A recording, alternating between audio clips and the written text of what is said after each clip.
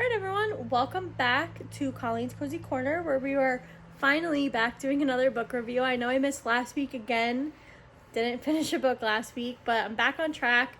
I finished a book this week, I'm almost done with another book, and I'm physically reading a book as well. I'm getting through that pretty fast, so hopefully next week I'll be able to do 2 in 1 for next week's book review. So for this week, I finished the book Not Quite Dead Yet by Holly Jackson. I'm going to read the description. In 7 days, Jet Mason will be dead. Jet is the daughter of one of the wealthiest families in Woodstock, Vermont. 27 years old, she's still waiting for her life to begin. She'll do it later, she always says.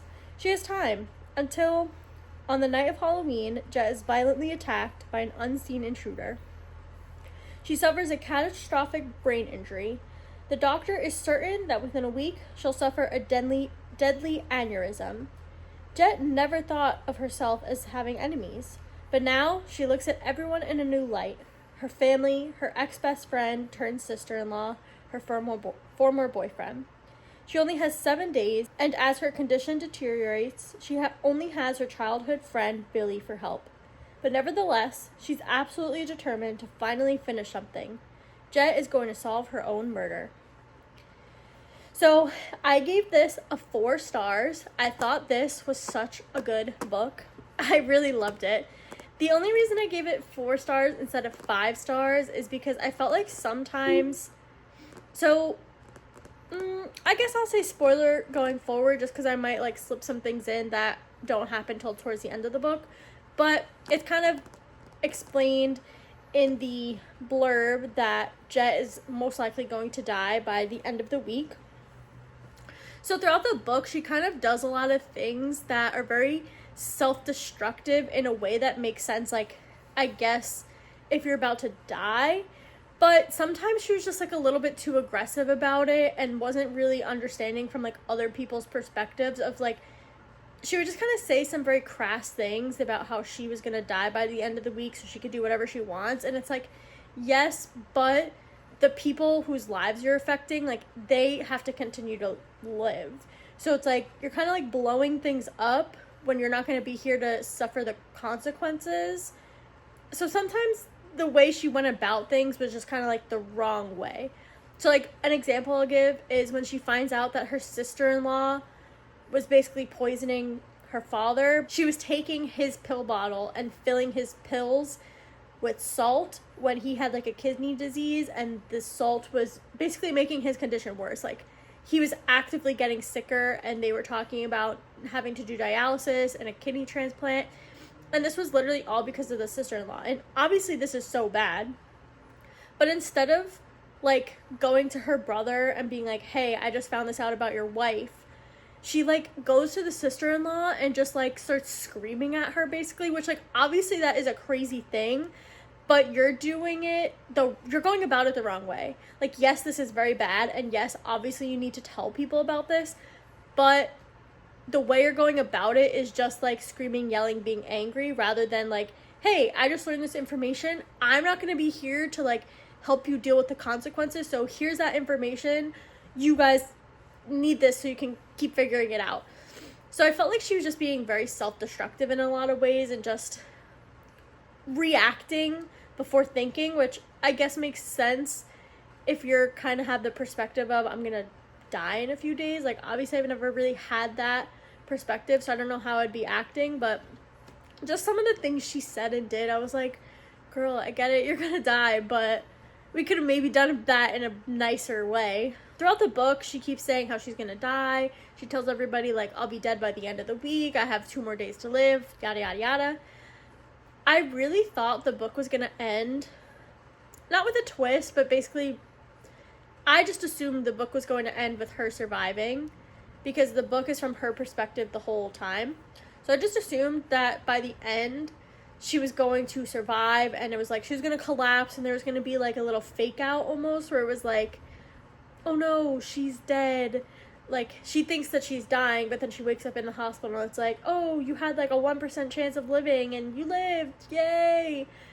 I thought that's what was gonna happen, but then at the end, they were like, oh, at her funeral, and I was like, oh, she actually was dying in 7 days. Like, especially because, like, they kept being like, will probably die, will most likely die, like all that. I was like, oh, like, so she's probably gonna, there's that 1% chance that she's gonna live, but she didn't. So I was honestly kind of happy that it was like the author committed she's gonna die in 7 days, and she did, because that is more realistic than, oh, the 1% chance of you surviving, and that was you survived, you're fine. Like, so I like that it was a bit realistic in that sense. Also, I will say, I know I mentioned this in one of my previous ones about the housemaid, I think. Like, that one I kind of predicted. In this one, I honestly had no idea who the killer was going to be the whole time, and never once did I guess who the killer actually was. Like, I feel like there were so many things we were learning about the family, like the sister-in-law who's poisoning the father, then we learn about the brother and he's committing like tax fraud, and then we find out the brother actually killed the sister that had died like 17 years ago or whatever. And then there's like these sketchy people that live in the neighborhood, and the mom has this family secret. So there's all these things that it's like, oh my god, all these people have motive, and it's like you're just kind of like waiting for the next clue to get your opinion, and then when you get that clue, it just leads to a spiral that points to another person. So I never really had a concrete thought of who was the killer. And I never really had like they're definitely not the killer. Like, I kind of thought everyone was on the table the whole time, except the friend Billy.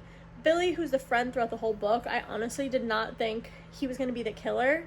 But at the end, when she found the toolkit at Billy's house, I was like, no. Like, in my opinion, I kind of wish that it had ended like that, because my jaw was on the floor when I was listening to that. When she finds the toolkit, then the sledgehammer wasn't there. I was like, oh my god, Billy did it. And this whole time he's been pointing her this, that, and the other way, and now she's about to die, and she didn't get to tell anybody. So I really thought it was going to end up being Billy. I mean, I'm happy it wasn't Billy, because I feel like that would have been like kind of a lack of motive, to be honest. So I like who ended up actually being the killer, but had it been him, man, that would have been a crazy twist, because he was the only person that was off the table for me. I was like, not the killer. We learned that Jet's brother is only her biological half-brother. So the mom was having an affair with somebody, and then we find out that whoever his father was most likely killed her. I do feel like we learned about this father a little bit late in the book. I feel like there was, I mean, I guess the point was that there was a lot of like kind of red herrings. Like, the whole thing with the sister-in-law kind of never panned out to anything, like never really got anywhere. I'm assuming that's something they would have dealt with in the aftermath of Jet dying, but that kind of never led anywhere. And then I guess it is kind of realistic, because for the majority of the book, I don't know, I guess I do like how it planned out. Now that I'm talking about it and like kind of walking it backwards in my head, I'm like, all of those little things had to have happened for them to find the clue to get the next trail, which ultimately led to them finding out who the father was. So I guess I did like it. Even though it was kind of late in the book, it wasn't late in the book just for them to be doing like nothing. Like, a lot was going on beforehand. Like, they needed all that little information to like lead up to that big drop towards the end.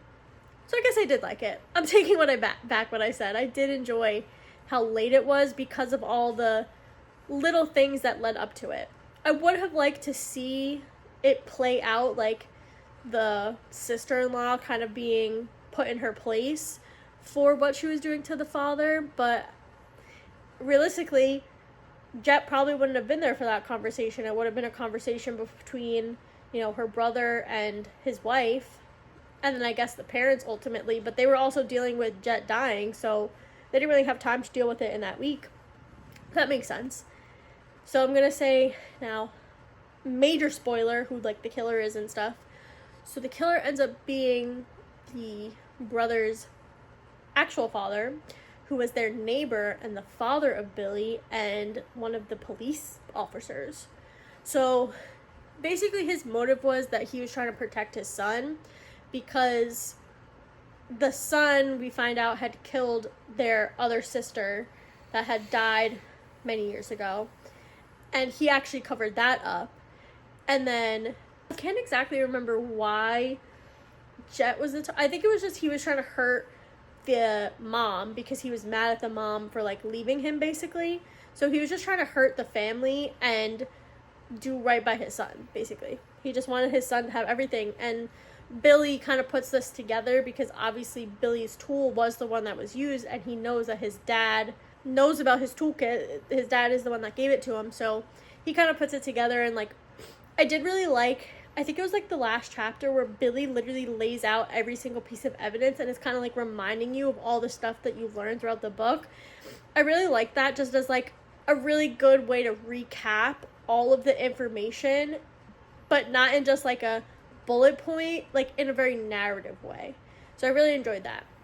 But yeah, I really like this book. I would definitely recommend it. If you made it this far in the video and haven't read it yet, you kind of know everything that's going to happen. Definitely a great thriller because, like I said, I didn't see coming who was going to be the killer. And then when we find out that there's a stepfather, I definitely did not see coming that, not stepfather, but biological father, I definitely did not see coming that it was going to be, you know, the neighbor / Billy's dad. I didn't see that coming. So I really enjoyed it. I think it was definitely the kind of thriller that I like, where you're getting a lot of clues, but none of them are concrete enough to like get you to point at one person. Yet if it does turn out to be that person, it makes sense. Like at any point, if it was any of the people, it would have made sense.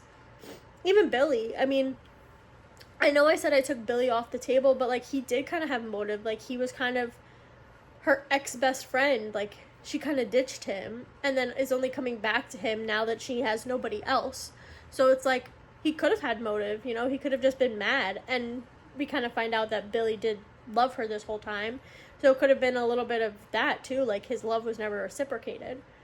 So I really enjoyed it. I really think the author did a good job of keeping everybody on the table, but also not taking anybody off the table at any point. Like, even once we kind of moved on from the sister-in-law, I was never like, oh, we're never going to come back to her. Like, she was still there. Like, we could circle back to her in some way. So I really liked that. Enjoyed it. I think it was the perfect thriller, especially after some thrillers that were pretty predictable, in my opinion. This one was one that I could not have predicted from the beginning, to be honest. And I would honestly really love to reread this to see more of the clues pointing towards Billy's dad. I feel like that would be interesting. I feel like usually that would happen where there's going to be like little seeds throughout to kind of show you that he was the one that did it. So I'd love to reread the book, I think, and see how that plays out. Also, I think this would make a pretty good TV show or movie. I think it's a really compelling story, like solving your own murder. Like, that's great because she says multiple times in the book when she's kind of like interrogating somebody, like, I'm trying to find who killed me. Like, I got killed last week, because it's true, she did. Like, yeah, she's awake and conscious right now, but she's gonna be dead in a couple days. So she was killed last week. So I find it really interesting concept, like, to solve your own murder because you're about to die, and that's like the last thing you'll do with your life. So I think it'd be a really cool movie, even if not like this particular story, but a really interesting concept for some kind of movie or TV show. So thanks for tuning in. I hope you enjoyed listening to my opinions on the book. If you read the book, leave a comment down below what you thought. I'd love to see if anybody else read the book, how they felt about it, and see what you guys rated it. So see you guys next week. Hopefully, fingers crossed for a 2-in-1 video next week. See ya. Bye.